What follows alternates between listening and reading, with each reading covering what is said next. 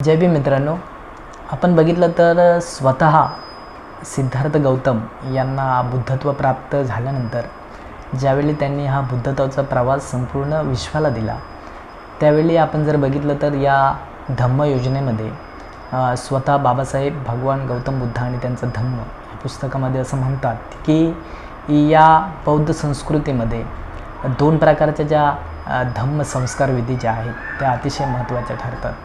एक जे आहे ते भिक्खू अर्थात जो गृहहीन आहे, म्हणजे ज्याने गृहत्याग केलेला आहे, अशा प्रकारचा एक भिक्खू संघ.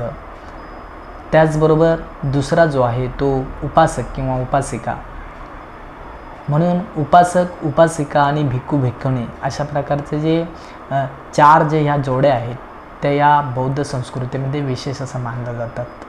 जो उपासक असतो, ज्या उपासिका असतात त्या गृहस्थ राहतात, पण जे भिक्खू असतात, ज्या भिक्खुणी असतात त्या गृहत्याग करून बुद्धांचा हा जो धम्म उद्देश आहे तो आपल्या आयुष्याचा सर्वात महत्त्वाचा जो भाग आहे तो समजून तो जनसामान्यापर्यंत जास्तीत जास्त लोकांपर्यंत कसा पोचेल आणि त्यांचं जे जीवन आहे ते कसं चांगल्या पद्धतीनं सुधारेल, त्यांच्यामध्ये संस्कार कसे निर्माण होतील यासाठी जे आहे ते आपला अमूल्य जो वेळ आहे तो देत असतात.